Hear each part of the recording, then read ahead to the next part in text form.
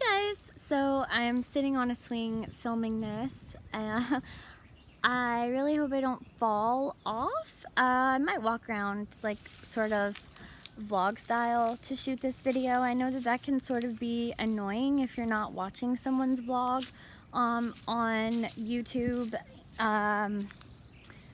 But I'm trying to find some good lighting where it's comfortable. And I think I found it. Hopefully I won't get bitten by a snake, but I'm coming into the yard to sit somewhere where it's both not too hot and not too cold, and you can get, you know, some good focus of me. Okay, so today I'm gonna talk about my initial reaction to getting diagnosed with cancer and why my cancer is a little different. It won't be a long video. I've realized I tend to have my videos last a little bit on the long side, and not everybody likes that. So in order to really get the point across, I feel like it's probably best for me to try to make my videos a little shorter. So I was diagnosed with thyroid cancer in October of 2018. It was a very surreal experience. I know that it's different for everyone, but I will say that if you have cancer, the shock factor never is really different for like anybody. I was kind of in a state of denial until it was completely proven that that was actually what was happening. But I will say that everybody that I know who has been diagnosed with cancer is really just in a state of complete shock. And it's sort of like the 5 stages of grief. It's the same thing for the 5 stages of death or the 5 stages of grief, or in my experience, the 5 stages of diagnosis. First, you are basically like in denial, and then you are angry. Then you choose to kind of grieve and work through it. Then bargaining is also kind of in there, which is kind of hard to explain, but you kind of have to bargain with yourself and with your life and with your job and just sort of make up, like, how am I going to make this work, but also give myself the treatment and care that I need. And then the last sort of step, just being overall acceptance. And once you do that, I think that generally it's pretty easy to handle. And things get a lot more clear and a lot more easy to deal with. I'm not saying that it's easy ever, but I think like kind of accepting that, you know, this is what's happening. We don't know for sure how to continue to get better or if I'm going to continue to get better, but you kind of have to be accepting of whatever is coming your way and be in control of what you can control, and then know that it's not entirely in your control either. So if that makes sense, you just kind of have to do the best you can so that you are basically taking the best possible care of yourself, but also just kind of accept that you aren't in charge, and you know, your cells and your genes and your body is going to do what it's going to do, so we are only so much in control of that situation. There's only so much we can do. Been told, you know, the rules of a lot of people who generally try to help but don't always know what to say or what to do, but how to help. But you know, I've definitely been told, you know, that I have to eat a certain way in order to be in remission, and then I've been, you know, completely told that those are myths. So you kind of have to do what works for you. Nobody knows for sure, like, whether or not you're going to be cured forever, or if your cancer is going to come back, and if treatment's going to make it worse or better. So I've kind of figured out that I kind of need to be the one to choose more so than anybody exactly what kind of treatment I feel is the best for me. And as far as like health and diet and just day by day, I always try to ask myself, like, if what I'm doing is making my life and my health better, like, is what I'm choosing to do with, you know, consuming this, with my mental health, being in this situation, is this helping my situation or is it making it worse? And then, that is usually how I base my decisions, whether or not it's a positive thing, is whether or not I need to do it.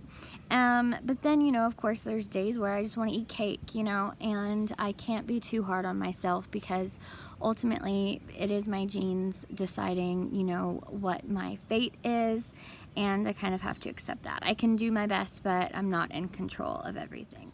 Okay, so I definitely had to come in from outside. One thing that I want to say that is honestly 100% the truth is that I've only now, I would say during COVID-19 quarantine, and this is really truthfully and honestly the case, I think that within the past 2 weeks, I've really only now completely accepted that what I have is what I have, and that doctors are going to do the best they can, and that I'm going to do the best that I can in order to keep myself healthy, but there's only so much you can do. One thing about thyroid cancer, or one thing actually just about being diagnosed with cancer in general that's frustrated me, is that people always think that they're a doctor, or they always think that they know more about your cancer than is actually true, or more than anything. I found a lot of people with a God complex and people that aren't even doctors who tend to know that thyroid cancer is curable and that therefore I'm going to be fine. With me, that's not the case, and it's never been the case at all. I've had metastatic thyroid cancer from the get-go. It not only runs in my family, part of what I have is caused, actually the most reason that I have the cancer is actually because I have something called a RET fusion. It's a genetic mutation that basically causes my cells to do something cray-cray, and so my cancer does not respond to treatment the same way as most people with thyroid cancer. It metastasizes differently, so there are other people like me where it's metastasized in your lungs and your lymph nodes, and for people like us, it's generally very frustrating when, just because 90% of the people who have had thyroid cancer are in complete remission, just because that's the case, when people find out that my grandmother died of terminal anaplastic thyroid cancer and that I have cancer because of her RET fusion, they tend to be more humbling, and then they kind of take a step back and are like, oh, okay, I understand, sorry.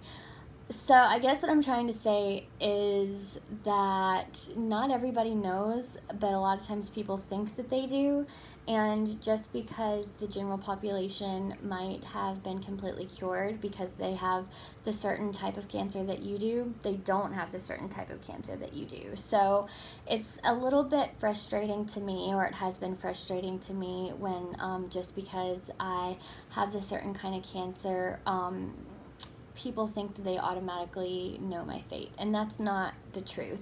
It's actually quite the contrary. Because I have metastatic thyroid cancer, and because my cancer is caused from the RET gene that I have, there's no way that I will ever be completely in remission because of the way it's metastasized, because of the actual disease that I have itself. There's no way that I will ever be completely cured. So I could only have cancer in my neck forever. I could have it metastasize further into my lungs and lymph nodes, and I pray to God every day that that does not happen. But one thing I've really appreciated that has actually happened in the cases of some of the doctors that I have is when they've actually told me that they don't know.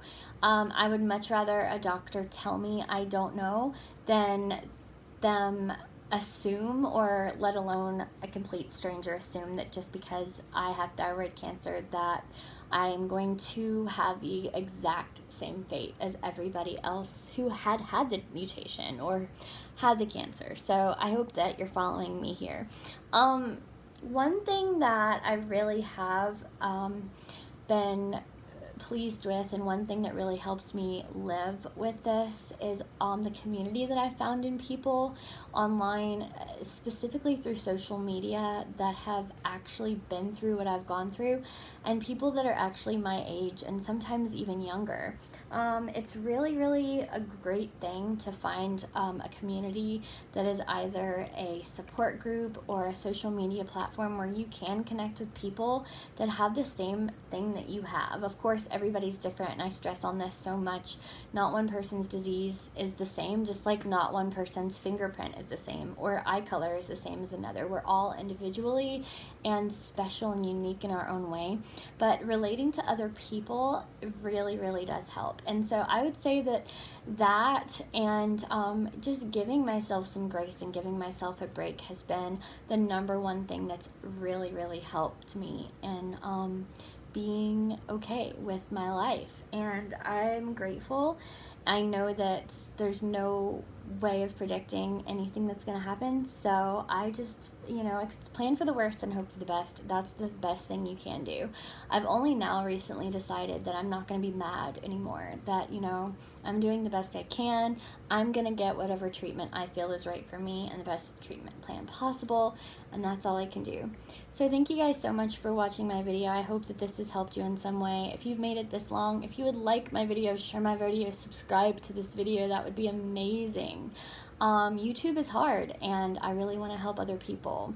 I do want to say this is not something I want to do for financial gain. I just want to get out there so that I can help more people, because as I've said before, the platform and the community that you find online is so, so beneficial. Thank you guys. Please stay healthy and well, and I will talk to you later. Bye.